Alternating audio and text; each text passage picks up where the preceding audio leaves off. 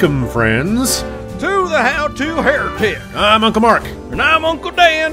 And this is your user's guide to life on the outside. That's right. Leaving religion is the first step into a larger, better world. But it can also be a scary world. Things work differently now. Never fear. That's why we are here. We're your audio uncles. And with help from good friends and experts in all sorts of fields, we're going to share the stories and seek the knowledge to build a great life. After all, you only get the one that we know of, so you better make the most of it. And Skippy.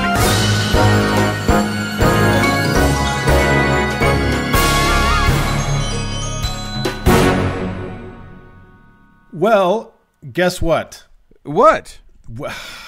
We are Douglas again, Uncle Dan. Oh, my goodness. He has abandoned us and left us to our own devices, yes. which he knows is a terrible idea. He knows we cannot be trusted to be left alone with this thing. It's so true. It is a blizzard here in Utah, so we have dispatched the St. Bernards with the brandy slung underneath their chins. So, I actually drank all the brandy. Well, then Doug's going to have no interest in the St. Bernards, I'm afraid. So. But we have invited a special guest to do a segment in his stead and to join us, and that guest is our friend Lauren O'Neal. Hello, Lauren. Hello. It's Welcome. amazing. Welcome. Thank you so much for filling in. Doug is in full dereliction of his duties, so we needed someone to come on and fill those shoes. And thank you're you so here much for having me. to do it so admirably. Yes, we're very looking forward to you joining us. You're going to do a segment on something. Tell us something tasty. If you're not a vegetarian, yes. Or yes. if it's kosher. If it's kosher, yeah. No, what is it? No rabbits, no turtles, no snails, no whatever. But no ossifrages. Yeah. But I am going to tell you about some beasts of the Bible. Yay! Love it. That's Critters. two of my favorite words: beasts and Bible. It's delightful. Yeah, and then Dan, you're going to do a thing. Yeah, I'm going to talk some politics in these United States, in the history of these United States, and we'll see if we can draw any.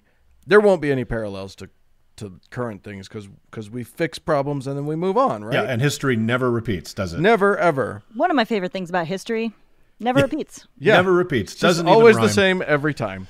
Yeah, and or then different, we're going to look. We did a segment a few weeks ago on Mormon conference and the very particular hypnotic weirdness of all that. Yeah, and look, in the interest of fairness, we have invited several people on for a rebuttal. So just stay tuned at the end of the show for that, because I think we want to present both sides as an equally valid argument. So stay tuned for that. And honestly, Uncle Doug is fine. He will probably be back next week.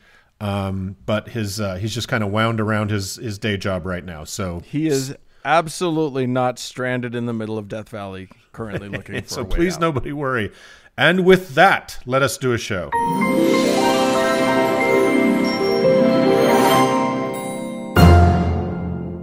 Hey, Uncle Mark. Yeah.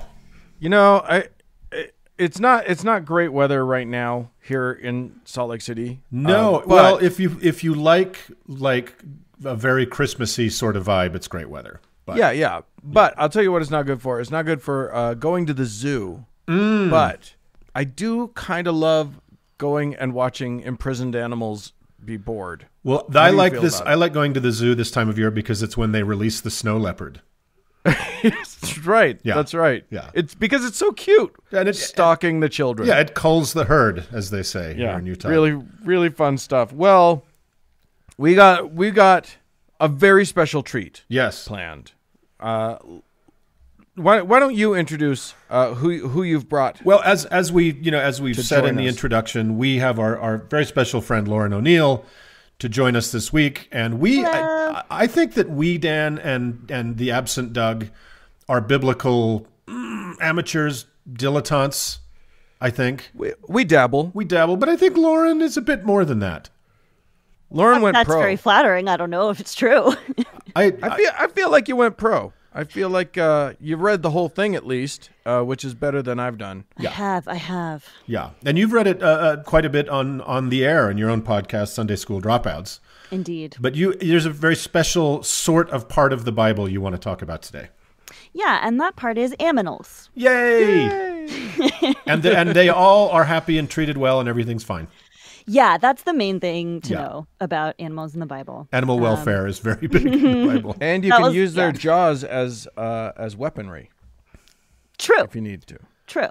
You can pull beehives out of lions. It's really extraordinary.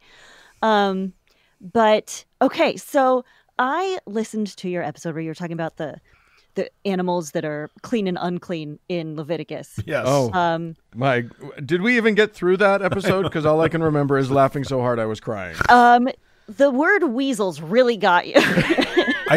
You could put a gun to my head and said, is the word weasel in the Bible? And with 100% surety, I would have said no. So something you pointed out in that episode that I had never realized is they go into such detail about different species of birds, right? There's oh my God, owls and screech owls and night owls, and there's cranes and herons and ibises and whatever. Ossifrages. But then fish are just fish. Yeah, pretty much. Which is so extraordinary when you think about the disciples were fishermen. Right. And the most, and like the fish kingdom, or if that's a thing, is like the most like morphically diverse group of animals. Like, surely they knew the difference between some fishes, right? Like octopus and a trout. I mean, they did separate out the ones with shells. Yeah, fins and scales versus non-fins and scales. Yeah, yeah. But yeah, so weasels. You were reading from the King James version. Yeah. So something that's interesting is a lot of animals. We have these old Hebrew words from the Old Testament, and we're not exactly sure how to translate them. And so sometimes, for instance, there's this animal that's mentioned called the re'em in Hebrew. And in the King James version, it's often translated as unicorn. Yeah. Right. Now, like in the NIV, it's translated as wild ox. What? Yeah. They're trying to kill the unicorns? Well, I don't approve of this. No. They're not trying to kill them. So wait, so I'm not supposed to covet unicorns? You are not allowed. You're not supposed to tame them. Only God can tame them. Well, that's the truth. Which Bible did you grow up with, Lauren? I grew up with the NIV. Okay. Well, whatever. So you didn't even know that there were unicorns? Nope. Never heard of them before now. Oh, okay. Just doing research for this episode. That was the first time I encountered unicorns. No, but so, sometimes, for example, something is a serpent or a basilisk in the KJV, and in more modern translations, it'll be a cobra or a viper. But they try to do more realistic translations now. Right. I'm not sure about which sounds like a cheat to me. They're just like, you guys, nobody's believing this basilisk thing. Can we come up with something else? Let's call it a cobra. Okay. But there is actually one instance of kind of the opposite of that, where there's this Hebrew word tanin, and in the Bible, still in modern translations, it's translated as like sea monster or monster of the deep. But in modern Hebrew, it just means crocodile. Oh. So like you could translate it as crocodile, but they don't. Interesting. Well, it sounds like they just tried to change the Hebrew so that it would make more sense. I mean, maybe like just a bunch of British guys in the year 1600 didn't know Hebrew that well.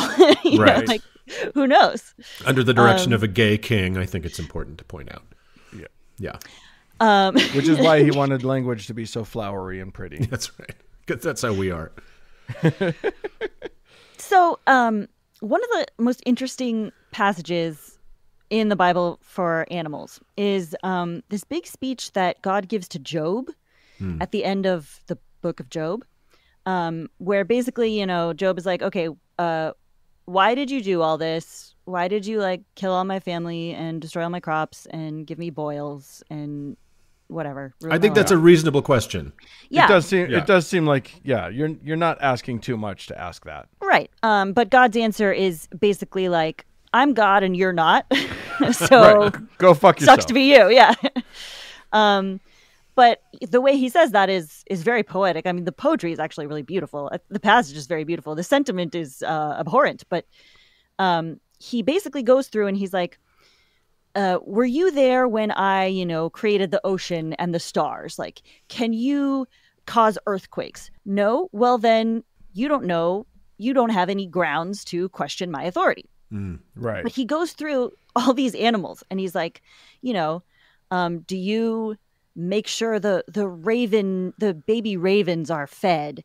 Do you know when the deer gives birth? Like blah, blah, blah. And he goes into a bunch of sounds a little bit like a 70s folk song. When the baby ravens are fed. It honestly does. That's like, I mean, I feel like 70s folk songs took a lot from the Book of Job. It's a Cat Stevens song, yeah. Yeah, exactly. But it's a really cool passage because he goes into all these mythical animals too. Right. So he starts with the ravens and the deers and whatever. But then he gets into like the Leviathan. Right. That's one of my favorites. Yeah. Hang on. Let me pull up the passage. Yeah, we talked a bit about the Leviathan when we were talking about Spooky Bible, right, Dan? Yes. Like the description was very bizarre. Yes. Can you pull in Leviathan with a fishhook or tie down its tongue with a rope? Can you put a cord through its nose or pierce its jaw with a hook? Will it keep begging you for mercy? Will it speak to you with gentle words? Will it make an agreement with you for you to take it as your slave for life? Can you make a pet of it like a bird or put it on a leash for the young women in your house? What? God, are you drunk? Are you drunk, God? Et cetera, et cetera. And, the point is, I created this sea monster and I can tame it, I can kill it, I can do whatever I want because I'm God. That's just nuts. Yeah. The behemoth is also mentioned. Yeah. And the behemoth, this is actually the only time in the canonical Bible that the behemoth is mentioned. Is in this speech at the end yes. of Job? And it's, look at behemoth, which I made along with you, and which feeds on grass like an ox. What strength it has in its loin. What power in the muscles of its belly. Its tail sways like a cedar. Don't know if it really means the tail or not, but the sinews of its thighs are close knit. Its bones are tubes of bronze. Its limbs like rods of iron. He also mentions the Tanin, which I mentioned earlier. That's a crocodile. Yeah, crocodile or sea monster, or however sea you want monster. to say it. Well, I guess if you don't really know what a crocodile is, it looks a lot like a fucking sea monster. I mean, yeah, fair. Yeah. Something that's interesting about the Tanin is it's mentioned far more often than the Leviathan in the Bible. Right. So we all know the word Leviathan. No one's ever heard the word Tanin, but it's mentioned far more often. And something I think is really interesting about it is it also appears in other Mesopotamian mythology. Right. Oh, interesting. So in the Baal cycle, you remember our good buddy Baal. I love Baal. He's, big fan of his work. Yeah. He had a lot of fans among the ancient Israelites, unfortunately for them. Yeah. But in the Baal cycle, the Tanin is a servant of the sea god Yam or Yamu. And Yam still means ocean in modern Hebrew. Oh, okay.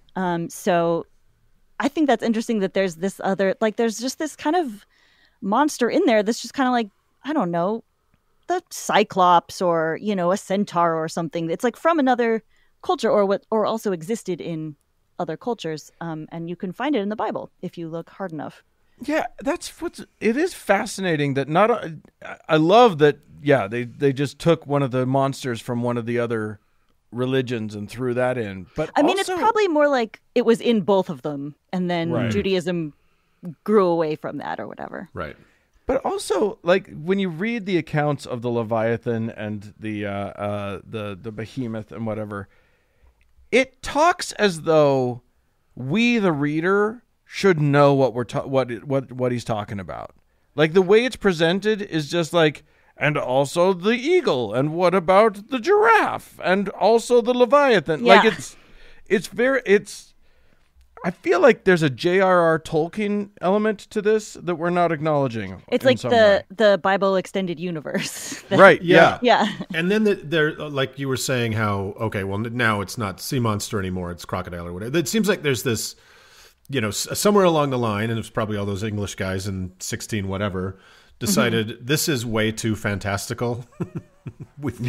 We've got to kind of lean towards the real a little bit. Is that kind of what you think went on, or? I mean, I think that's probably a trend in modern Bible translations. But looking at the original Bible, I think it just actually kind of reveals that there is this pre-Judaic history there that we have kind of just like erased and pretended it's not there, but it's still in there, Yeah. Well, and they just believed in monsters. I mean, it seems yeah. like this is a book from a time when they believed in crazy monsters. And honestly, if you didn't know anything about biology and you saw a whale, oh my God, what would you think? It'd blow your mind. Yeah, it's a sea monster. Yeah. Yeah, I mean, Lilith is mentioned in the Bible. I believe she just is mentioned once by name, right? In the canonical Bible, yes. Yeah, but she's like a Mesopotamian creature, right? Yeah, a night demon. Yeah. But in the NIV, Lilith in that passage is translated as like screech owl or. Right. That's right. She's an angry bird. Yeah, she's a bird of the night. That's one of our conclusions from like our readings of the Bible, Lauren, is that it's big into ointments. And ointments are huge. Ointments it's a big business, and nard especially. Totally. One of my favorite ointments of all time. Little good spikenard. Everybody loves a good spikenard. And I don't know how to say this. Or arachnophobia, like fear of or nithophobia. Or nithophobia, fear of birds. Fear of birds. There's like a tremendous phobia about birds in the Bible. So I have another mythical bird for you. Oh, good. It's called the Ziz. Have you ever heard of him? What is it? How to say it again? The Ziz or Ziz in Hebrew. It's spelled Z-I-Z. No. I like a Ziz. It's, you have your behemoth on the land, you have your leviathan in the water, so you need a Ziz in the air, Yeah. And the Ziz is mentioned in the canonical Bible a few times, but it's usually translated as a swarm of insects. Oh. But outside of the Bible, so the cool thing about Judaism that those of us who are not from Judaism often don't understand is they have so many holidays. Well, that's true. Yes. But also, in addition to the Tanakh or the Bible, there's all these rabbinical texts, right? There's like the Talmud, there's the Mishnah, there's all kinds of stuff. Right. And that all expands on not only on philosophy and on theology, but also on mythology and folklore. So the Ziz is maybe a swarm of insects in the canonical Bible, but outside of the Bible, there's a rich tradition of the Ziz as this gigantic bird. Oh, wow. Who, like when he stands in the ocean, it only comes up to his ankles and blah, blah, blah. Oh, I love it. And, I guess she once laid an egg that, crushed an entire forest or whatever. This would make a great high school mascot. Totally. I feel like the East Valley Zizes are just begging to happen. And something interesting, actually, this would be good for high school students because there's a bunch of stories about the Ziz helping out young couples in love. Oh. Where the Ziz will, the princess is locked in a tower or whatever, and the Ziz will fly her suitor up to the tower. So they can, study Torah together or whatever. Oh, so he's not, or she's not, or whatever they are, that is not hostile. In those stories, no. There might be other stories where it is hostile. I don't know. I think it's a nice. I feel like it's just a very nice, terrifying mythical bird. I love it. Yes. Do we? Could this be the origin of the stork? In kind of Western, not even folk. I have no idea. I hadn't thought of that. You mean the delivering babies part of the story? If it's involved in young love and interesting. Maybe. Yeah.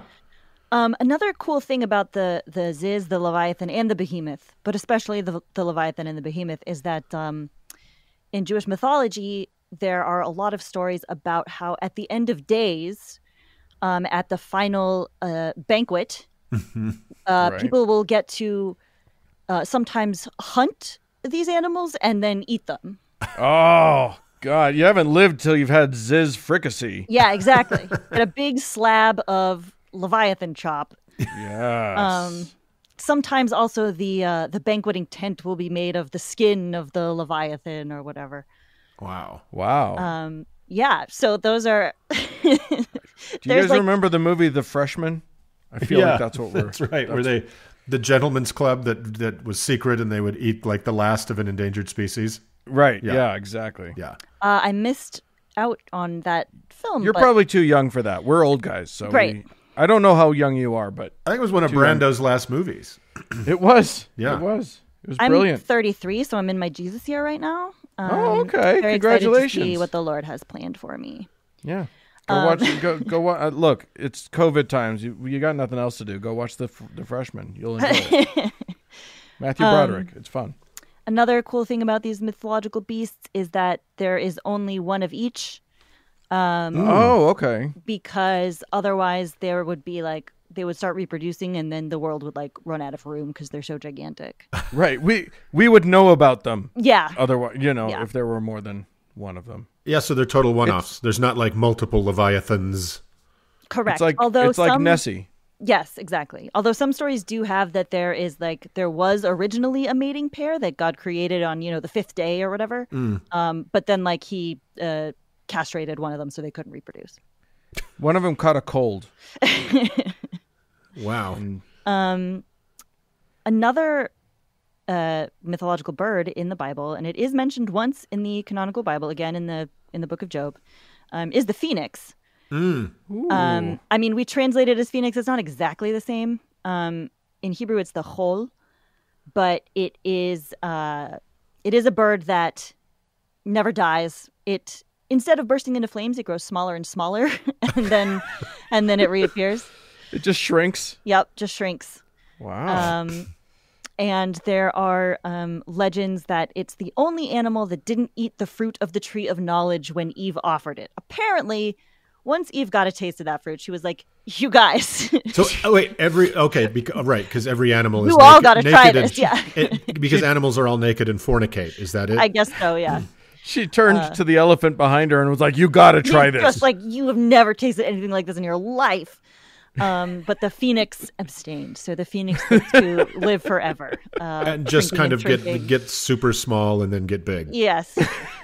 So the phoenix is on, and I won't mention it, but on a severely dissociative drug that causes that kind of phenomenon mentally. I get it. Yeah. Yes, there you go. Yeah. I mean, I could keep hitting you with these mythological beasts from the Bible. give us another for as one. long as you want. I want to hear them. I'm enjoying this. Yeah, so there's After you took unicorns away from me, I got real sad. So I'm enjoying.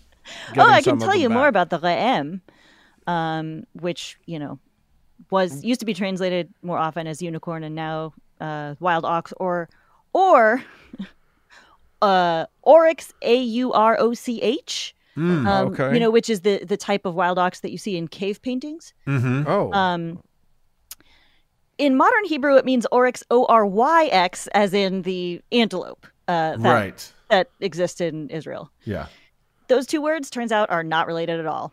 Interesting. I thought oryx must be related. Nope, just a coincidence. Weird. Yeah. But there is a myth that one day King David walked up the horn of a Re'em thinking it was a mountain. It was so big that he didn't realize he was standing on an animal. Oh, okay. So not your average antelope then. No, this is the mythical Re'em that only God can tame, and Job could not possibly hope to put a hook in its nose or whatever. Well, King David probably needed a little alone time after he got scolded for his sexual dance in front of the ark. Well, and the census too. And Don't the forget census. that. So, yeah. But unfortunately, the beast stood up, and then David found himself in the clouds accidentally. So God caused a lion to appear, and since the lion is the king of the beasts, the Ra'em had to bow to it.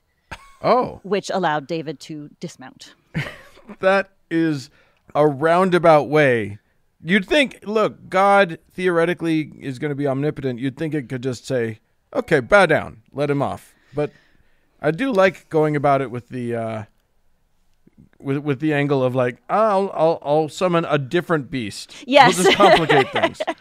When you have a problem caused by an animal, you have to solve it with an animal. That's More just, animals, yeah. Yeah. It's Just like how the things work. NRA's argument in America. Right? More You need guns. a good guy Yeah. with an animal. Yeah. All right, hit us with one more mythical beast.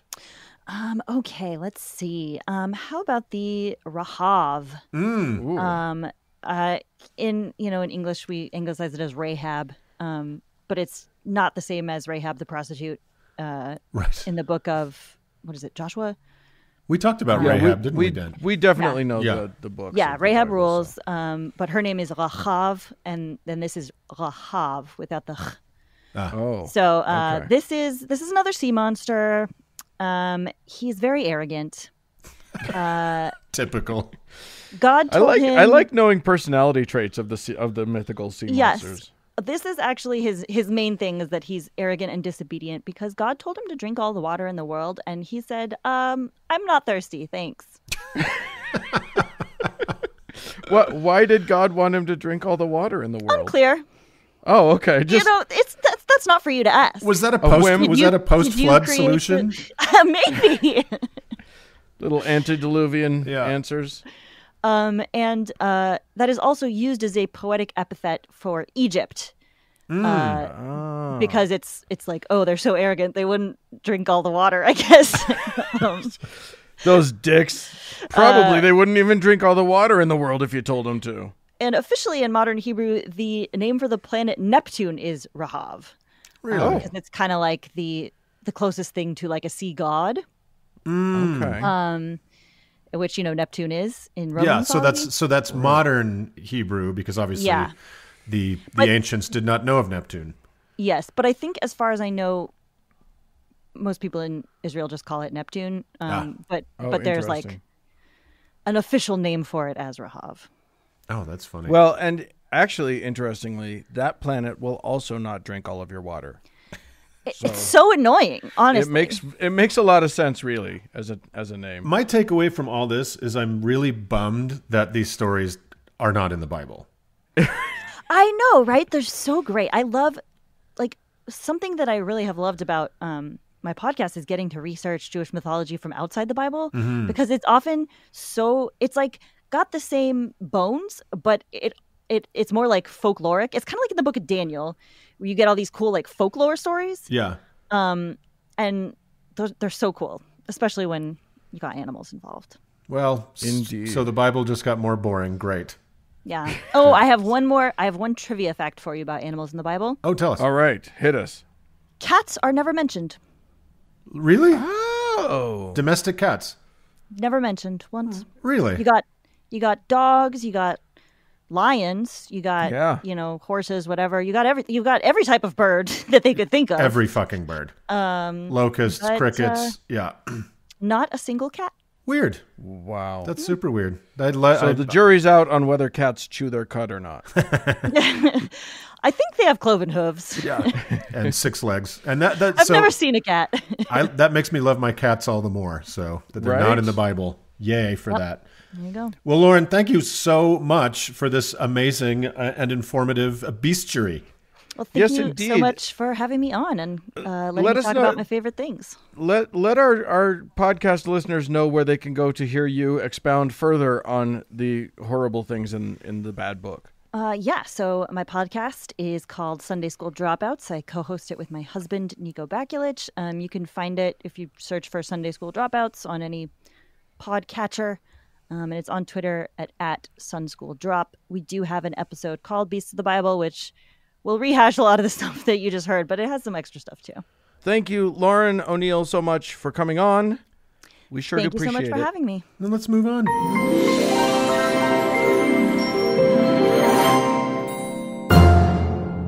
Well, Uncle Dan, Yeah. Again, we're Douglas. We're going through some shit here on the show, but we're going to be all right. Look, we're going through some shit in this country. Well, I was going to say, I pay no attention to politics, like none. Right. But for some reason, for the first time in like 4 years, I found myself dancing in the shower this morning. Interesting. Like, yeah, I'm quite serious. Almost able to breathe. Yeah, I felt like something had changed. Yeah. So, yeah. For those who are literally hiding under rocks, we should let you know that the United States of America did just have an election, and after several very tense days and weeks and months and years, the whole world can heave a sigh of relief that the country with the world's largest nuclear stockpile will soon no longer be run by a petulant, narcissistic, neo-fascist, inflatable circus peanut.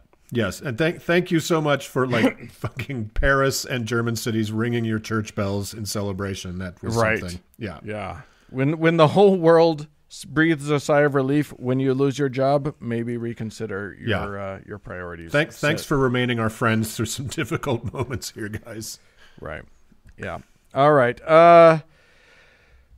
So the election of 2020.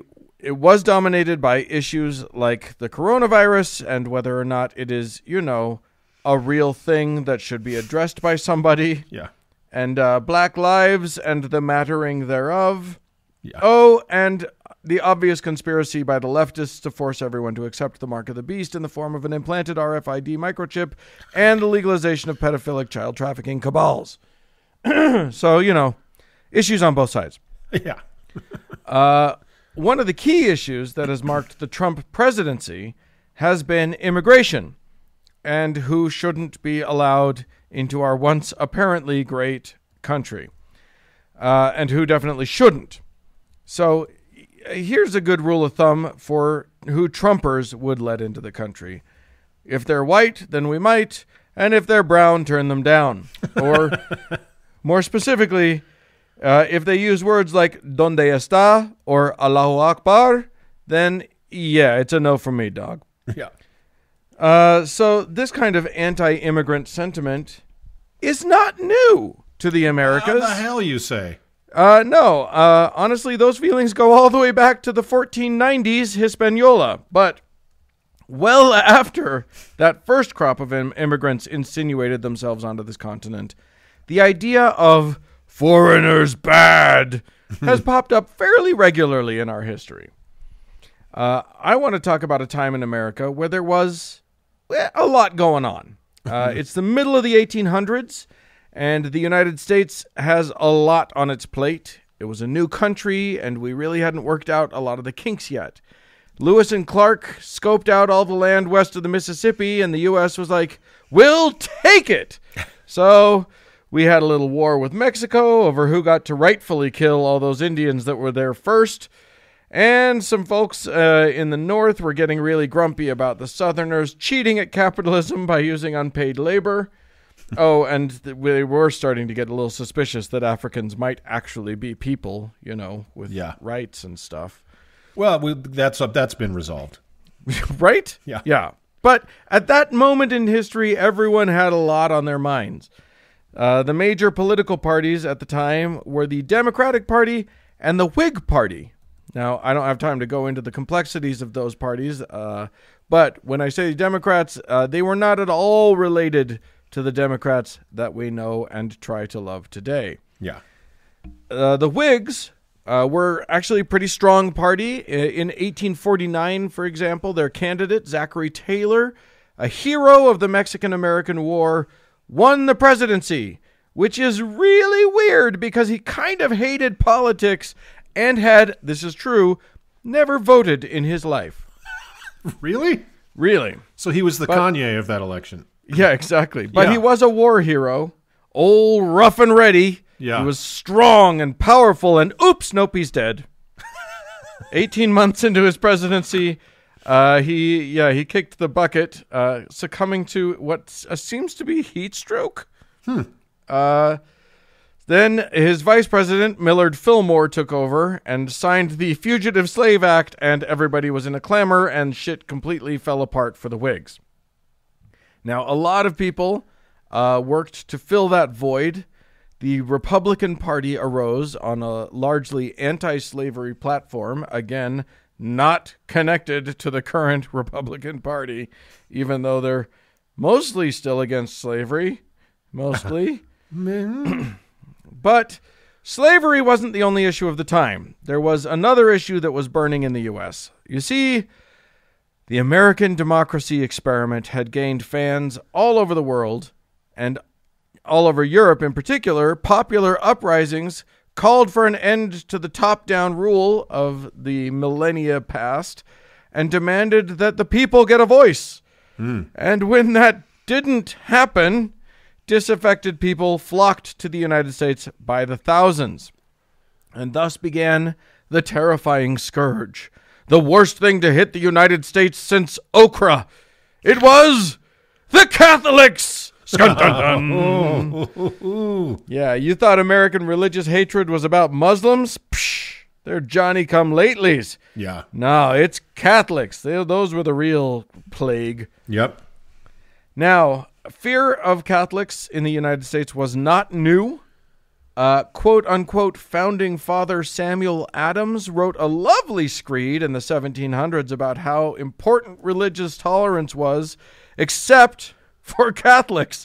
Obviously, we can't tolerate them. Yeah. They have a pope who could tell them what to do.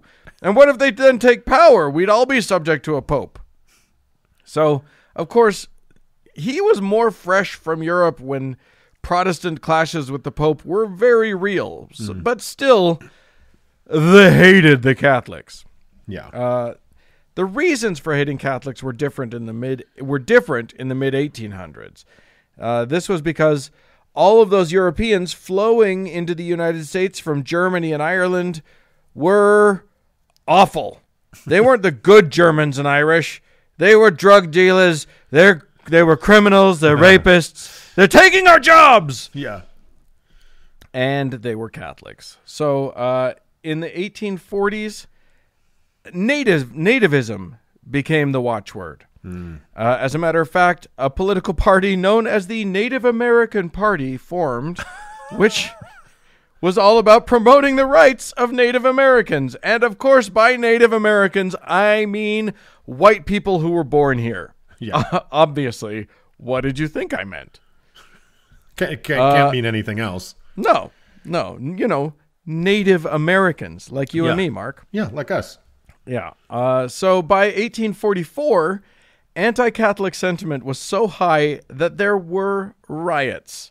For instance, people in Philadelphia, hi Philadelphia, we like you now. Hey Philly. But of course this was going to be Philadelphia. Were so fed up with new rules that allowed things like, for example, Catholic children to leave Bible study in school because the public schools used the Protestant King James Bible rather than the Catholic one. They were so upset about this that one crusader in Philly at the time, a man named Charles Louis Levin, or Levin, that's right, he was Jewish because everything is complicated, he ended up running for office on an anti-Catholic platform. Which as a then Jew in America. Right, yeah, exactly. Yeah. Which led to rioting, which then led to Levin becoming our country's first Jewish member of the House of Representatives. Progress! Something, I guess. Yeah. Well, by the 1850s, groups started forming to tackle the Catholic problem. Secretive groups. Very secretive groups. The first rule of the Order of the Star-Spangled Banner is that you do not talk about the Order of the Star-Spangled Banner. So much so that if you were asked about it, you were to say that you knew nothing. These orders started in New York, but very soon spread to every major city in the country. And despite the fact that nobody knew anything about it, people started to get wise to what was going on. And pretty soon, the know-nothings were America's worst-kept secret. And that derisive nickname, the know-nothings, actually stuck. So that's where that came from? I knew about the party, but I guess I never knew where the name came from. Yeah. Yeah, literally, they were all supposed to keep everything hush-hush and just say that they knew nothing. And they got popular fast. In 1854, Know-Nothings were so big that they swept the state elections in Massachusetts to the tune of all but 3 of the 400 seats in the Massachusetts state legislature were Know-Nothings. Whoa. And, true to their name, only 35 had any legislative experience. That was in Massachusetts. Correct. Which is so funny because, now Massachusetts you just think of as one of that's like the Catholic state. Right. That exactly. and Louisiana are like the Catholic states, right? Yeah. But probably because there were so many Catholic immigrants coming in, which is why everybody was voting for people that hated Catholics as much as they did. Yeah.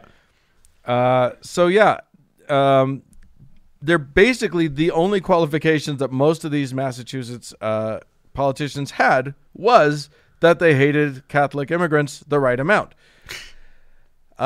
More violence happened. In 54, Know-Nothings tarred and feathered a Catholic priest in Ellsworth, Maine. And in Bath, Maine, an anti-Catholic riot ended in a Catholic church being burned. In 1855, the national elections produced 43 representatives who were Know-Nothings. Wow. Who decided that they should probably have an official name, so they ended up calling themselves, quote, the American Party, officially, which is kind of a dick move to claim that you're the only party of America. Sure, but baller. It's a baller move. Yeah, but they didn't want to come right out and call themselves the if you weren't born here, then get the fuck out party. So it's clunky. Yeah. It's clunkier. In 1855, also it was a big year for Catholic/immigrant hatred. In Kentucky, there was a tight governor's race. A fun little conspiracy theory started going around that there was that the massive new German and Irish populations, who were suddenly a third of the population of Louisville, were going to commit voter fraud by voting. Voting, huh? Yeah, which actually many of them didn't have the right to do yet because they weren't citizens. But this led to, quote, Bloody Monday, where mobs of Protestants attacked the German and Irish Catholic neighborhoods, killing 22, injuring just scores of people, and inflicting massive property damage. Wow. Only 5 people were indicted in all of that. 0 convictions, 0 compensation to victims. The American way. Same as it ever was, Dan. Yes, indeed. Anyone who's trying to draw parallels between this and now is up a tree. As far You're as a I'm fool. concerned. Silly. Yeah. Silly stuff. In 1856, there was another big presidential race.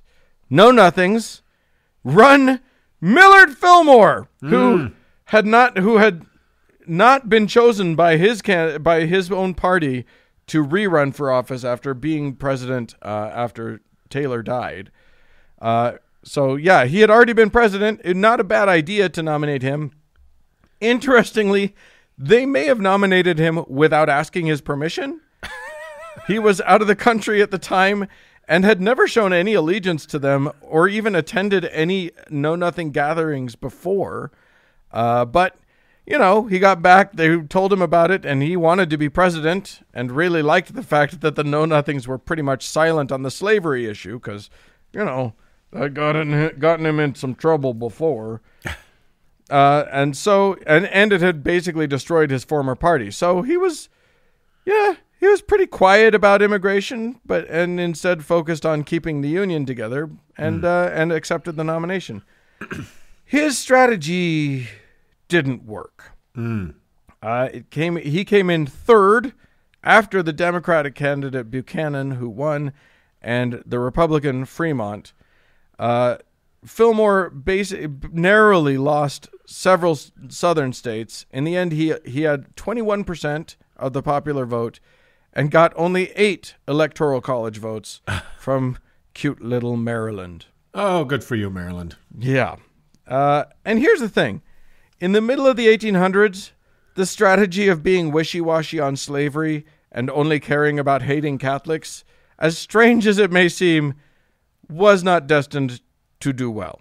And the Know-Nothings started to fall apart faster than the Whigs did. As Abraham Lincoln wrote in a letter dated 24 August of 1855, "I'm not a know-nothing, that is certain. How could I be? How could anyone who abhors the oppression of Negroes be in favor of degrading classes of white people? Our progress in degeneracy appears to me to be pretty rapid.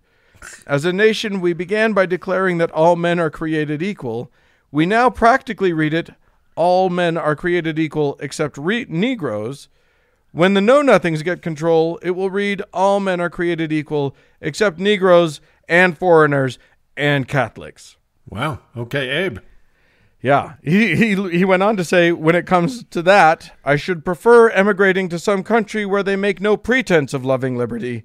To Russia, for instance, where despotism can be taken pure and without the base alloy of hypocrisy." Oh, my God. So, the more things change. Yeah, exactly. Yeah. Doesn't it feel? It just feels like history. You know, it doesn't repeat itself, but it rhymes. It definitely rhymes.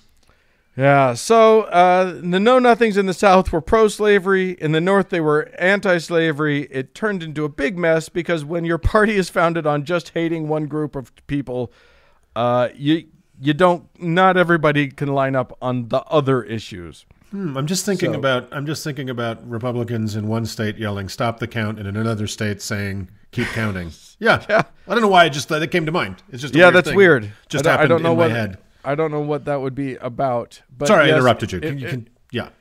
Eventually, quite almost as quickly as they ascended, this briefly very powerful party disintegrated, and we were left with Republicans and Democrats, who I can't emphasize enough, have no bearing on the current Republican Party and Democratic Party. Nope. It's everything. History ended yesterday and started again tomorrow morning. That's just how it is. Yeah, exactly. So we live in a beautiful Ghazi now. So there you go. I just wanted to talk about a time not unlike our own when hatred ruled the day briefly, and then as quickly as they arrived. Boy, the name is so hilariously on the nose, though, isn't it? Yeah. It's just incredible. Yeah, and it's, from what I can tell, they kind of embraced it. It's almost like the deplorables. That's true. Owned their own shit for a minute, and then we moved on. It's too bad that Four Seasons Total Landscaping didn't exist back then, so that they could announce their legal comeback. In 18 whatever. So wow, that's cautionary tales, people. Yes, indeed. Those who don't know their history are condemned to watch the idiots repeat it. Yeah, are literally going to fucking repeat it. So wonderful. I'm glad things went a certain way, so this story doesn't seem as terrifying as it would have a few days ago. Right. Oh, believe me, I waited until I knew for a fact that we were going to be okay before I used this as my topic. But there we are. Good news. Our next president's not going to be orange, and Catholics. And he's a Catholic. Now the Catholics have taken over our whole Supreme Court. So and the presidency. Look how far they've come. Yeah, good. You've come a long way, baby. Well, with that, let us move on.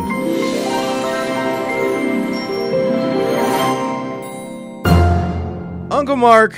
I am here as always. Yeah, look, Unlike Doug, who's not here right now. And here's the thing. I think we need to I think maybe our listeners need to coax Uncle Doug back onto the show. We can buy his love. It's not that expensive. Yeah, exactly. Somehow we need to show him that he needs to come back. And the best way is for people to give us money. And so we've had some folks who have done that. And I want to offer some thanks to them.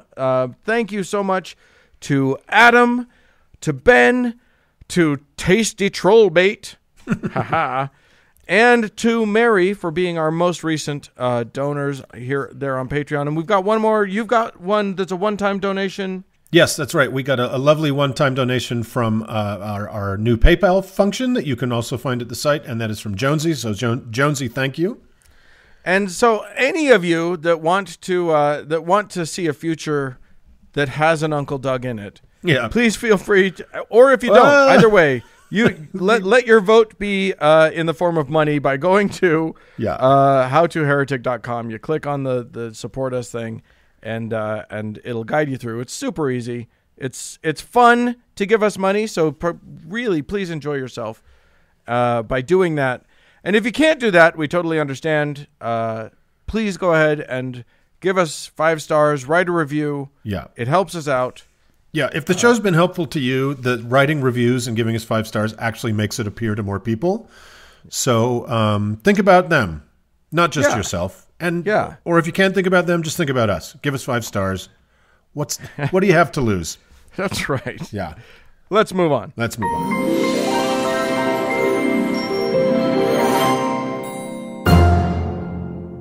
Hey, Uncle Dan. Yes. Way back in episode 160. Lo those many moons ago. Lo those months ago. We had a little chat about the very peculiar and very hypnotic culture of the semi-annual Mormon General Conference. Do you remember that? Yes. What a wonderful time we had. Everybody loves to hear about boring Mormons being boring. Well, not everybody, Dan. Uh-oh. Yeah, we got some pushback about that. Trouble in paradise. Some very, very high-level pushback. And it came from the upper floors of the Vertical Vatican in downtown Salt Lake City. And here at the How To Heretic, we are nothing if not fair. So, in the interest of preserving the precious and completely fucking flawed notion that both sides of an argument are equally valid, right, we've invited 3 towering figures of the LDS church leadership here to rebut our position. So, heretics, please welcome from beyond the veil, Elder Boyd K. Packer. Thank you for having me. I feel honored. Wow. A ghost is appearing on our show. This both blows the doors off of our claim, our ostensible claim that there is no afterlife, and possibly refutes what we had to say about General Conference being boring. Elder Packer, tell us a bit about your view. We claimed that General Conference, Mormon General Conference, was, if not designed as functionally, it was merely torture for the many members of your church. 3 hours to prevent boys from masturbating, I think is what it was. I would agree. Now that I've passed on, I've realized what a boring general sessions they were. And now on the other side, I see the light. I've masturbated. I masturbate in heaven. It's a wonderful thing. Wow, your little factory's going nuts, huh? Yeah, it's a big factory now. Well, welcome, Brother Boyd. And also, that's you guys, this is a triple threat today. And also, back from his own celestialized planet, please welcome prophet, seer, and revelator, and recent past president of Mormonism, Inc., Thomas S. Monson. Well, hello. Thank you so much for having me. I'm excited to talk about some serious topics. Oh, excellent, excellent. And we're very excited to hear about how things are beyond the veil. Wonderful. So you're most welcome, Your Former Excellency, and from right here in this mortal probation, please welcome Apostle Jeffrey R. Holland. Welcome, Elder Holland. I only have one question as to why you would ask me on this very irreverent and ungodly podcast. Why? Why are you doing the devil's work? Well, I understand that you're upset, and you were upset with our segment, and we're going to give you every opportunity to talk about that. But let me introduce one final guest, and that is I tricked you. That wasn't, audience, I tricked you, and I tricked you, Uncle Dan. That wasn't any of those guys. It was just this one guy. You may know him as one of the clever kids from the K-pop and the hippity hop, and of course, the TikTok, who calls himself Genie Man, but he is and always will be Utah's own Mitch Shira, actor and online comedy Mormon impersonator. Mitch, welcome to the show. Hey, thanks for having me. Yeah, Yes. Tricked everyone. Everyone thought that they were all there on your podcast. So Everyone definitely thought that. Definitely. Yeah, I think the show title might be "It's a Big Factory Now," so we'll have to see. yeah. So for those of you who don't know, and for those of you outside of the Mormon spectrum, I hope you'll just enjoy this anyway. Mitch is kind of a bit of a Mormon spectrum hip hop TikTok star because he does these impressions of Mormon general authorities and prophets and whatnots online, and it's kind of a wonderful thing. And so, Mitch, why don't you tell us a little bit about your life in the church, your journey out, and your journey to Genie Man? Yeah, well, man, what a long story. You sitting down because this takes about 5 hours. Try and make it not quite as boring as a church service. Oh, yeah, it's right. an elevator pitch, but in the elevator in the church office building. So you got a little time. So you got some time. Yeah. Awesome. Well, I was born and raised in the church, born in the covenant. Was very faithful, had a very faithful family. 8 brothers, so we had a huge family going to church. And You ate your brothers? yeah, I ate my brothers, and that's where it all started. Was it all boys at your house? yeah, all boys. So 9 boys altogether, including me. Jesus. Wow. So yeah, I guess we were the traditional, typical Mormon family. Lots of kids.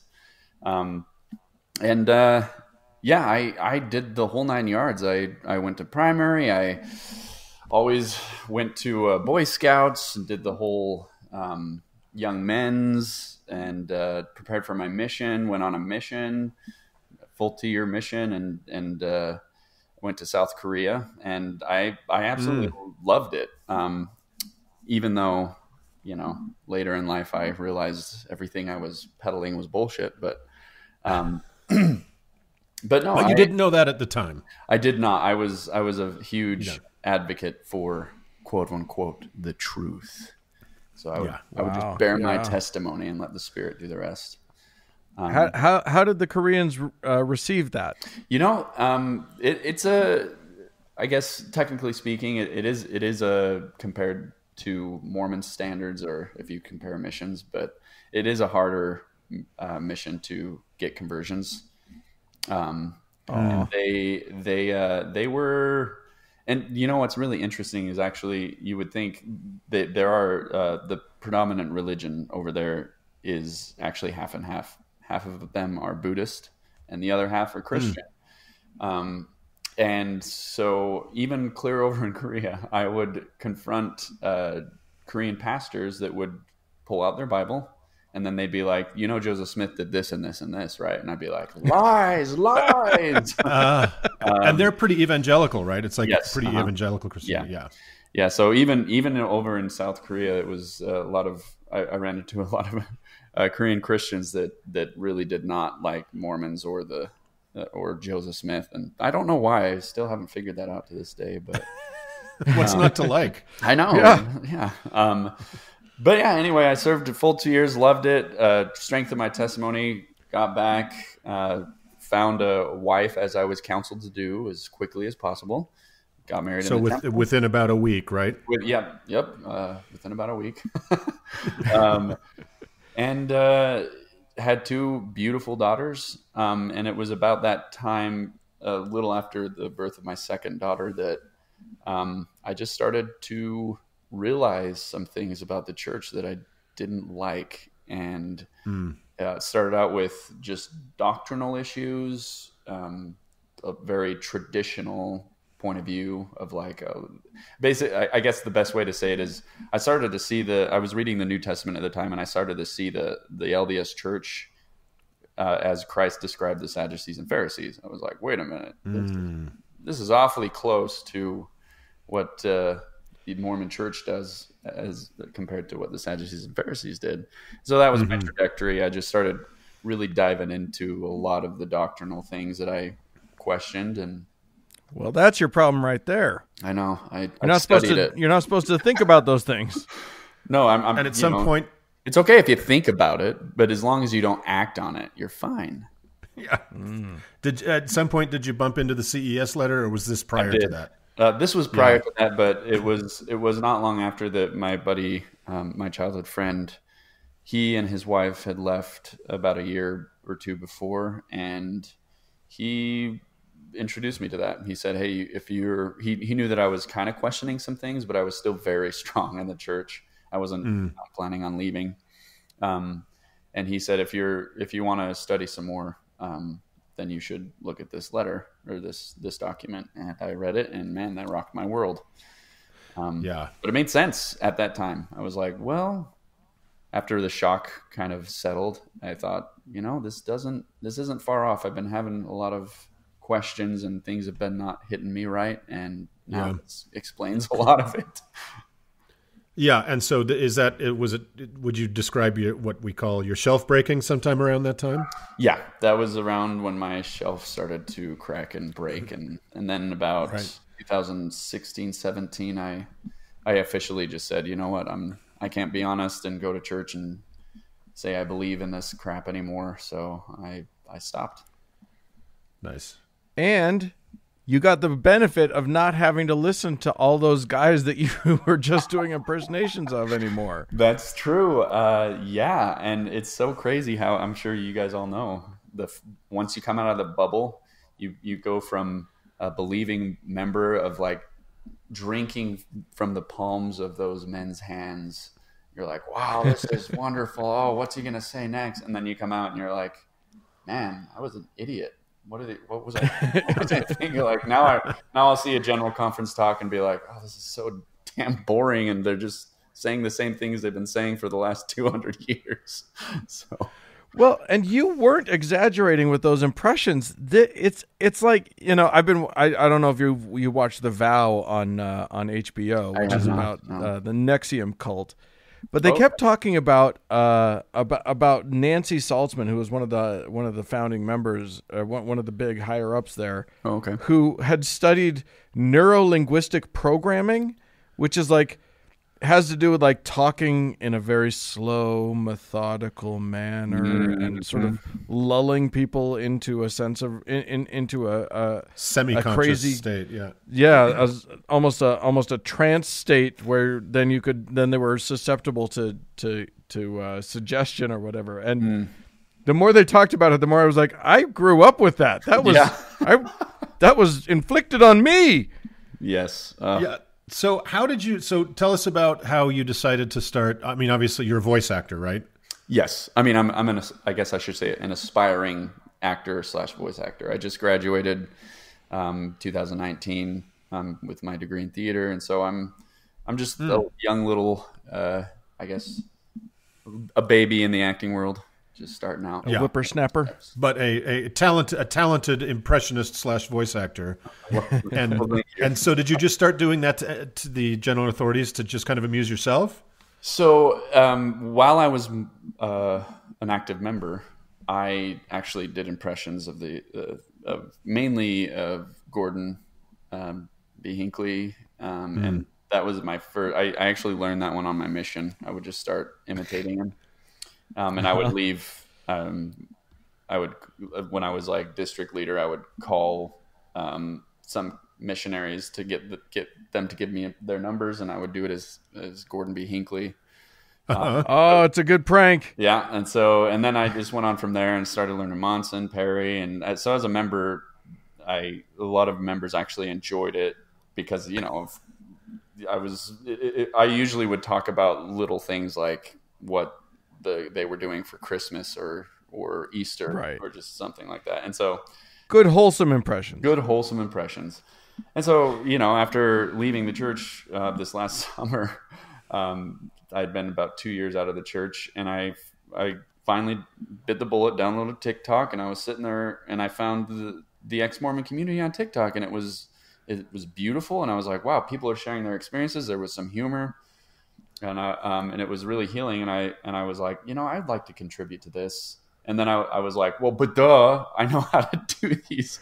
Right. Oh my God, I have a particular set of skills. And so I could actually really make fun of these quote unquote holy men who did so much damage, being leaders of the church, and really throw them under the bus. And it's cathartic. At first, I will admit, it was pretty. There were a couple times where it was tough. My Mormon brain kind of took over, and it was like, "You're not doing good, Mitch. You're speaking ill of the Lord's anointed, and their families are going to be so disappointed. Your family, if they find this." And I just had to look past that and go, no, I don't. I'd remind myself, first of all, hey, Mitch, guess what? It's bullshit. Remember? and then remind myself the reason I got into acting in the first place. I love trying to make a change. I love putting smiles on people's faces. I love interacting that way. And so I knew that even though the content, according to some Mormons and actually some ex-Mormons, it's a little dark. I get a little dark humor, but it's healing for me. And I know a few have reached out to me, letting me know that it's healing for them as well. And so that's why I do it. Well, have you heard back from any like current Mormons just telling you that you're so mean? Yes, I've tried to learn to let those comments roll off my back, because usually they'll say something like, the most common is like, "Wow, Satan is really hard at work these days," and the typical rhetoric of an active member or a Christian that's just like, "Oh, you're doing the devil's work," or another favorite is what do they say? It was prophesied that the most chosen and elect would fall away. And it's just like, okay, shut up. Yeah, exactly. Shut up. So before we ask you to kind of have some fun with it, I just want to, for non-Mormon listeners who may not be aware of who these guys really are and how richly they deserve this kind of treatment, which is actually quite gentle, really. I'm going to read a couple things that some of these guys have said. This is Boyd K. Packer, who we'll enjoy in a minute with Mitch, who one of many things he said was, while I was in a mission on one occasion, a missionary said he had something to confess. After patient encouragement, he finally blurted out, "I hit my companion." "Oh, is that all?" I said in great relief. "But I floored him," he said. After learning a little more, my response was, "Well, thanks. Somebody had to do it, and it wouldn't be well for a general authority to solve the problem that way. And I am not recommending that, of course, course to you, but I am not omitting it." That is him talking about a missionary hitting what he found out was a gay companion and knocking I think him you out. mean by hitting, you mean taking appropriate action. Exactly. And here he is again, discussing homosexuality in general conference. "There is a falsehood that some are born with an attraction to their own kind. With nothing they can do about it, they are just that way, and can only yield to those desires. That is a malicious and destructive lie. While it is a convincing idea to some, it is of the devil." Here is Thomas S. Monson, who we'll hear again on this show. In 1970, he said, 1970 marked the 50th anniversary of the right of women to vote in the United States. And from this base came a description of the goals and demands that are now being made by some women: free abortion, free child care, and equal employment. You can imagine. How dare they? And then one last thing. This is Boyd K. Packer again, because it's so much is attributed to him. Mm-hmm. "There is a temptation for the writer or the teacher of church history to want to tell everything, whether it is worthy or faith promoting or not. Some things that are true are not very useful." So these are not what I would call good men. So mm-hmm. I think they have that coming. And I found the TikTok to our recording system interface very problematic, Mitch. So I wonder if you could just kind of paraphrase maybe, one or two of the things you've done on TikTok in character. Yeah. One of the earlier ones, I guess for Packer, I did talk about little factories. And one of them, yeah. But that's a reference, just so that people know. That's a reference to was it a talk that he gave or a pamphlet that he put out? I think it was a combination. He gave a talk, and it may have been based on the pamphlet that he released. It was a multimedia presentation. Sure. It was a film strip. But Packer is notorious for being one of the most homophobic leaders. And so one of the things I did was basically, I guess, part of my platform is to have the general authorities confess. And so for Packer, it was more of like a confession that what he had done may have been wrong, and he's just starting to realize it. So it was more of like, let's see if I can. Several years ago, at the University of Brigham Young, we did things there that were not right in the sight of the Lord. We performed shock therapy, where we would electrify their genitals to see if they would get aroused as we showed them male pornography, in which I would also get aroused, and so naturally I shocked my own penis. Stuff, stupid stuff like that. Wow. Very. And that's pretty dark, considering that is legit what happened at BYU. Yes, and that's some ex-members will say, hey, this is healing, but it's also triggering at the same time because it's so real. It's like, okay. Yeah. So you kind of voice these guys kind of admitting to their crimes, right?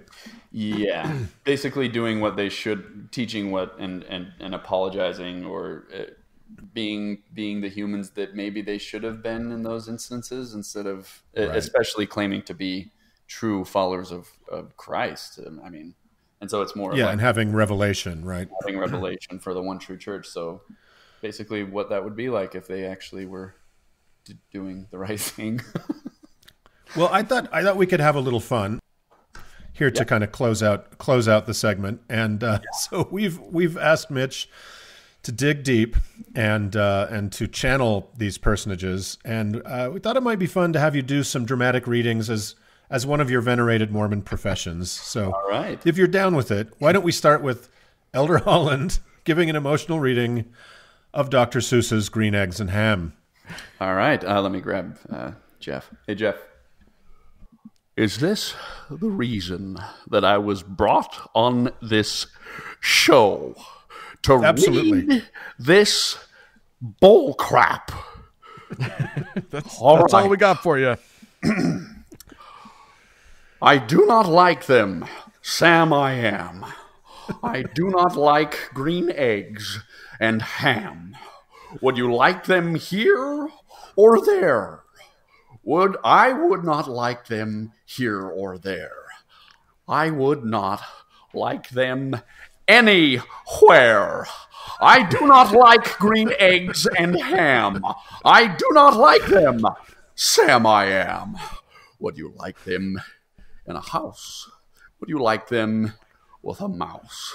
I do not like them in a house. I do not like them with a mouse. I do not like them here or there. I do not like them anywhere. Wow, that might be the truest thing he ever said. Yeah. That's probably how he read stories to his kids at night. The most sincere. And then, of course, I think it might be really illuminating for people to hear President Thomas S. Monson, recently deceased President Thomas S. Monson, reading from Cameo's 1986 R&B smash hit, Word Up. So before you do that, I just want to put a picture in our listeners' heads. Those of you who weren't Mormon, just imagine Danny DeVito as the Penguin, and you'll have a pretty good analog. But like 6'4" at the same time. Yeah, exactly. All right. Is this what I'm supposed to read? Word up. All right. Quote, yo, pretty ladies around the world, got a weird thing to show you. So tell all the boys and the girls, tell your brother, your sister, and your mama too. Because we're about to go down, and you know just what to do. Wave your hands in the air like you don't care. Glide by the people as they start to look and stare. And finally, bring us... Oh, that was it. Word up, President Word Munson. Excellent. Well done. Oh. And then, of course, we need a kind of a bright emotional note to finish on. And that brings us to the very demented mind of Boyd K. Packer, reading from the lyrics of Nine Inch Nails' Hurt, their industrial ballad of pain and alienation from their 1994 album Downward Spiral. Brother Packer, if you would. I hurt myself today to see if I still feel. I focus on the pain, the only thing that's real. The needle tears a hole, the old familiar string, try to kill it all away. But I remember everything. What have I become? My sweetest friend, everyone I know, goes away in the end. Close call.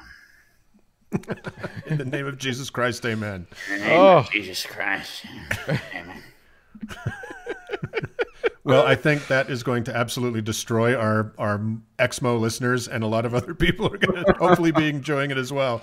Yeah. So Mitch, that's fantastic. Thank you. If people want to find you and see more of your work and see some of these amazing TikToks, what should they do? Right now TikTok is the main one. They can reach out to me on Facebook if they want to message me for anything. I'm also doing, I guess message me on TikTok or Facebook. And what on Facebook, are you Mitch Shira or are you Jeannie Man? On Facebook, I am Mitchell Gene Shira. Okay. So MITCHELGNESHIRA. And TikTok. Now I'm an older guy, so TikTok, is that a Twitter? Is that I'm not 100% familiar with. It's more, it's like. Is it a meme? Is that what it is? I hear about these memes. A meme. It's kind of like the Urim and Thummim of our day. You just kind of look into it and see revelation after revelation. Nice. So. And they're your Genie_man, right? Correct. And I do. I'm still trying to set up some things. But I'm doing, personal birthday wishes and general authorities voices or voicemail messages or anything for parties that you want me to pre-record. Just reach out to me and I'm starting to work that way as well. Nice. Awesome. Wonderful. Well, thank you so much for joining us. I thought that was a hoot. Yeah. Well, thanks for having me. It was a hoot. I always love making fun of those old, terrible men. And we'll be sure to put a trigger warning at the beginning of the show about it. Yeah. All right. Well, thanks. With that, let's move on.